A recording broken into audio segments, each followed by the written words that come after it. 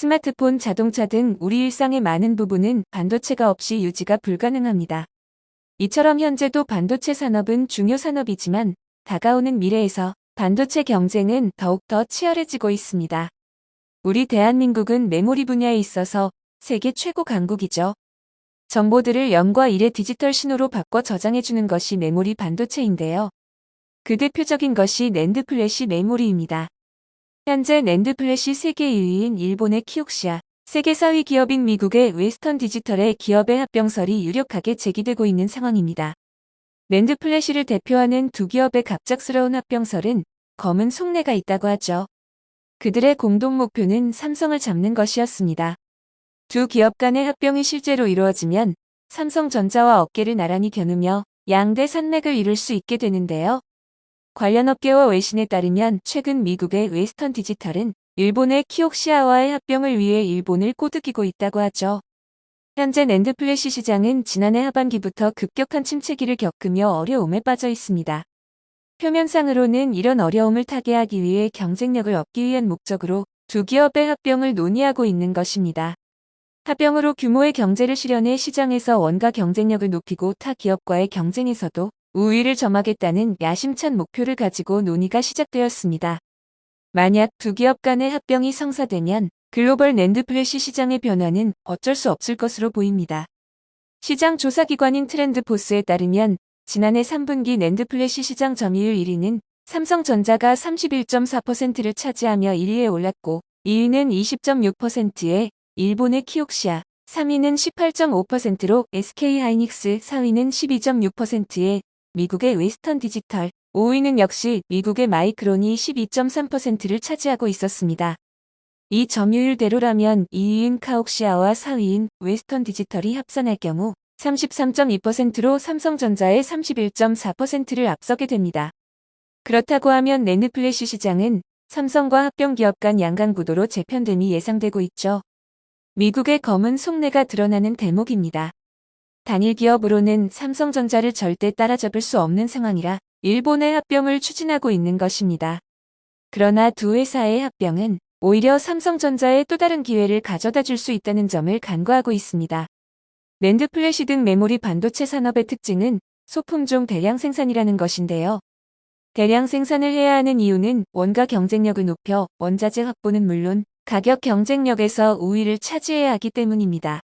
또한 낸드 플래시 시장은 반도체 파운드리, 디램 시장과 달리 위에 5개 회사가 치열하게 경쟁하고 있습니다.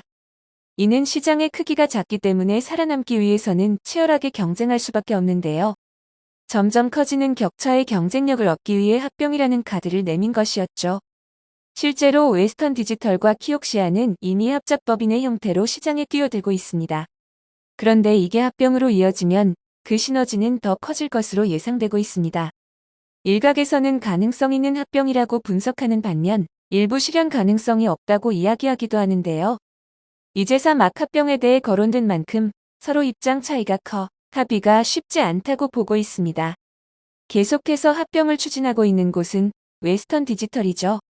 지난 2021년에도 키옥시아의 합병을 제안했지만 단칼에 거절당하고 말았습니다. 그러나 낸드 플래시 시장이 침체를 겪으면서 키옥시아에 조금의 여지가 생기고 있는 모양새죠. 다시 합병에 대해 이야기를 꺼내고 있는 상황입니다.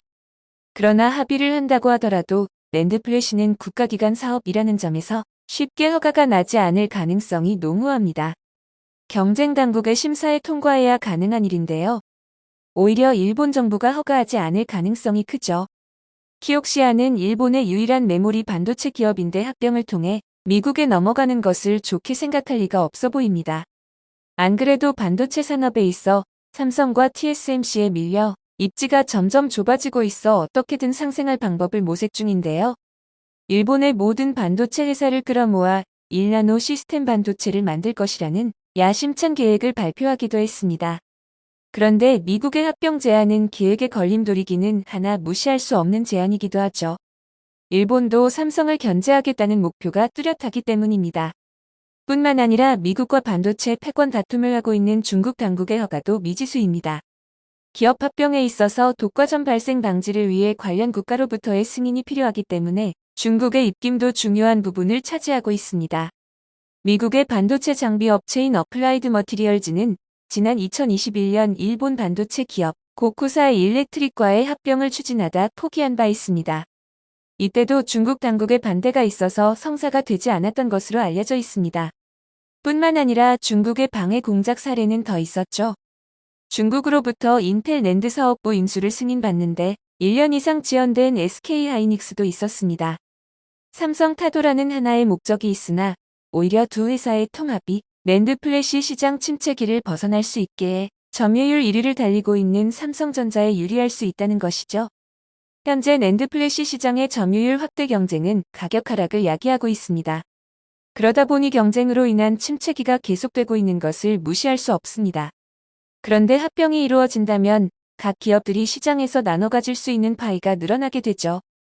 5개 회사가 나눠 먹던 것이 4개 회사가 나눠 가지게 되면 각각 가져갈 수 있는 파이는 늘어나는 셈입니다.